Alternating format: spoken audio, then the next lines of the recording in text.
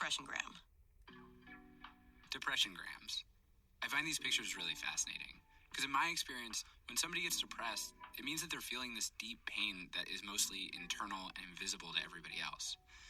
Jamie's photos are actual pictures of depression in all its brutal monotony. These are not super artful photographs. I look at it and I feel the thing that depression does to people. How it drains you of your energy, how it makes simple things like getting out of bed feel ambitious, bordering on impossible. When we tell stories about depression in general, we always try to fit them into this formulaic triumph narrative where it's like, I was sad and I got better and my life was so much better and then I won a prize for a thing that I cared about or something like that. My thoughts on this are really just like to say that like people are sad and they don't disappear from life. It can feel like depressed people disappear. The people who experience depression often don't talk about it. Often they can't. And not everybody who sees that world survives. When I was 18, my strongest, smartest friend, the one everybody I knew in high school most admired, she got depressed. Her depression got worse in college, just like Jamie's did. My friend took some time off from school, went home to Philly. I saw her in October, and I remember just looking for some sign that she wasn't herself anymore. But she seemed okay. She seemed like her. And then on December 6th, she hanged herself. I found out on the phone that night, and I flew home the next day. I made it to the hospital a little bit before midnight, and I said goodbye just before they took her off life support. My friend left a suicide note, and I copied the note down word for word, because it felt like it was a code I could solve. The note was about the day that we'd graduated high school. I had been with her that day, and I remembered it because we'd driven by the scene of a car accident together.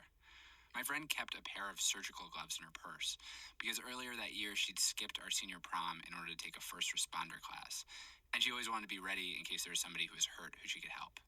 So we stopped the car and she got out and she tended to the two boys who had just crashed. They were all right, they were just in shock. When the paramedics showed up, they complimented my friend and then that was it, we drove off. But in her suicide note, she wrote about how that day had stuck with her. She said she couldn't help anybody as much as she wanted to, and that she'd gotten lost in her head. She expected we'd all be mad at her, and she said she was sorry. And that was it. I went online and found what little pieces of her existed on the internet, and I saved them on a folder on my computer. And then I would return to that folder over and over again, late at night when I couldn't sleep. I don't know what I was doing. I know that I spent a long time feeling very numb and very gray. And when I would open the folder, if nothing else, I would feel sad, and feeling sad felt better. It was a sharp feeling that cut through all the numbness. In retrospect, it seems clear that I was just compulsively returning over and over to the saddest thing I knew, which is something depressed people often do. For most of my 20s, I thought about killing myself, often. Had I told anybody, they would have told me that that was a symptom of depression, but I never made that connection.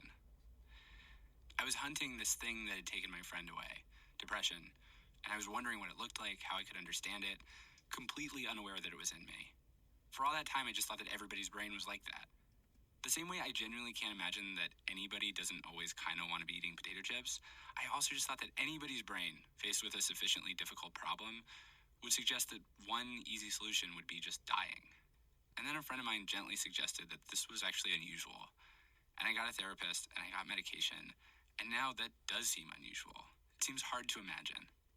When I was depressed, and I think a lot of depressed people share this, I really didn't believe that anyone was happy. And I believed that people that were happy were faking it for attention. Yeah. So when someone would post like a picture of a sunset and be like, so grateful for this day, I would be like, so grateful I'm not you. Like, ugh. Part of the problem of sort of, for lack of a better way to put this, how to be depressed online is that those worlds don't mix well.